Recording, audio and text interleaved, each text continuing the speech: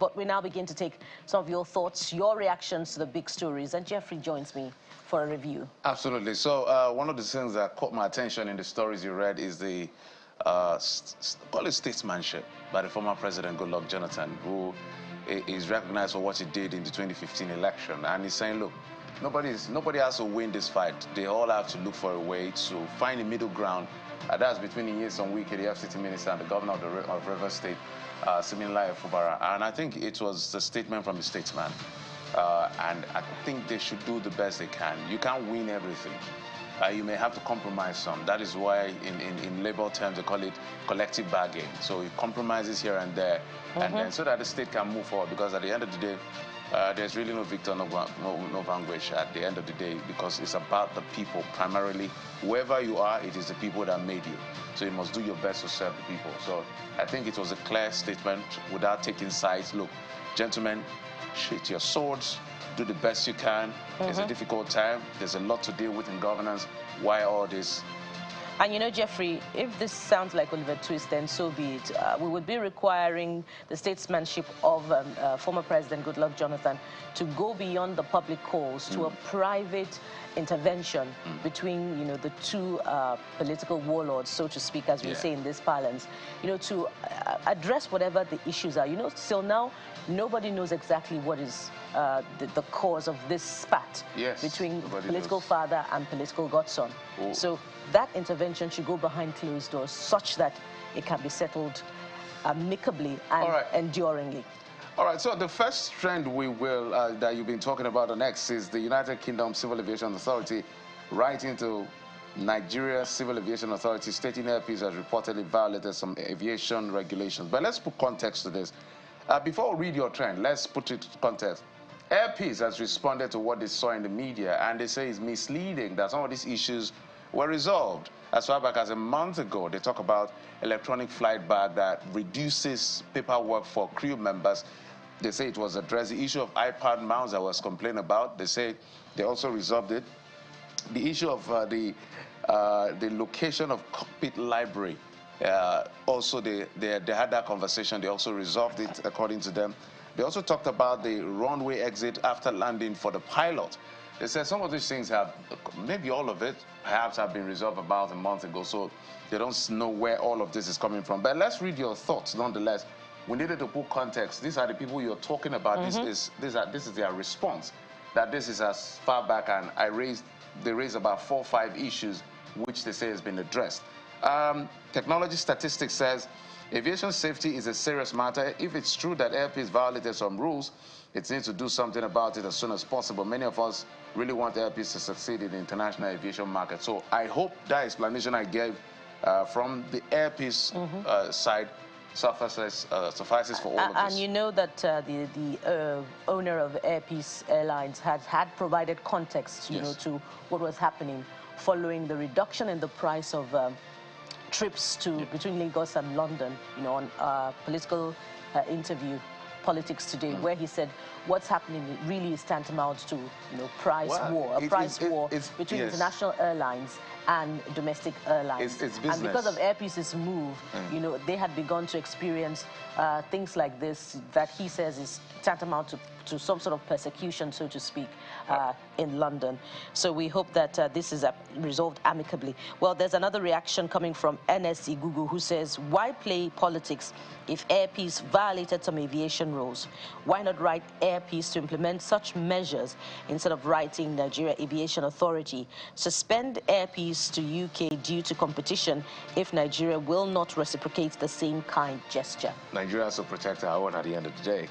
Linked NBRS says no Nigerian airports, international or local, meets required safety standards criteria to even accept any foreign aircraft landing in our airport. The rot is from home.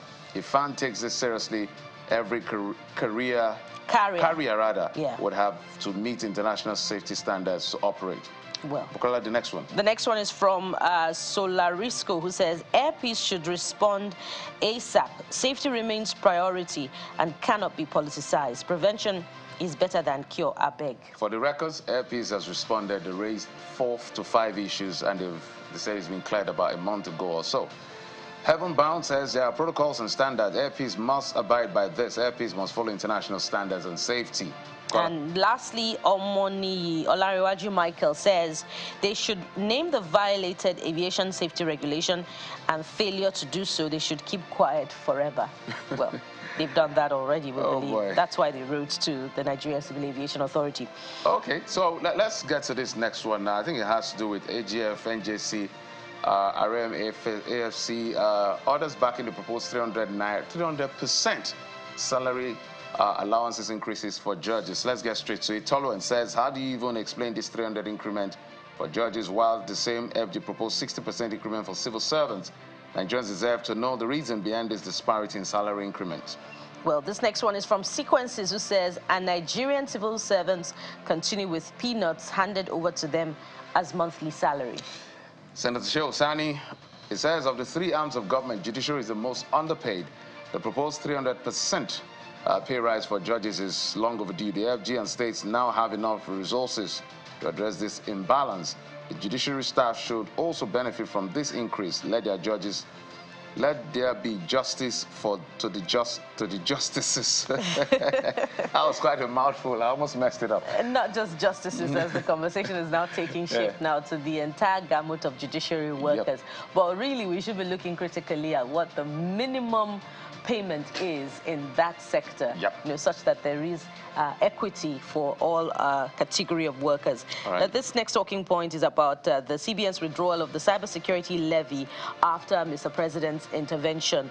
And the first person speaking here is Circuit Sparrow, who says, kudos to CBN for addressing legal concerns and heeding public feedback on the 0.5% levy. Policy making must be adaptive to impute. #cybersecurity. At underscore, Dean Mizi says, as expected, it makes no sense, no justification thereof. Next, Bukola. And Abdullahi Bayero says, why was it initiated in the first instance? Haven't they done IA before they even bring it onto the table?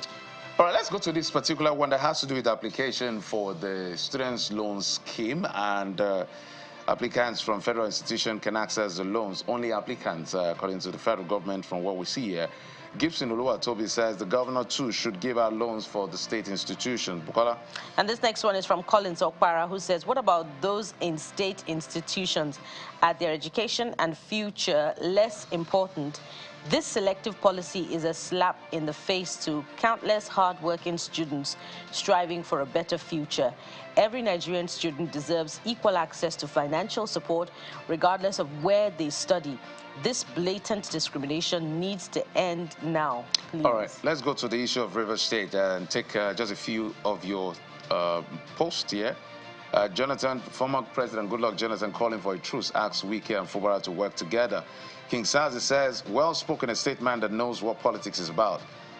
Sim, that's Governor Sim Fubara, and former Governor Wike will heed the advice and put away whatever it is causing the division. All those that are fanning the ember of confusion should be avoided by both parties. This is a clarion call. And this is a short one from Inkiru Kama. I hope I got your name correctly. And they say, which one is work together? Wike should step aside for Fubara to work. Well, we'll see how all this plays out. And that sums it up on our review of some of your reactions to the big stories. Of course, we'll be taking some more of them, particularly on our big talking points today, starting with the power sector. So keep it logged here and start typing, because we'll be taking your reactions. I will start off with our first talking point after this time out. Stay with us.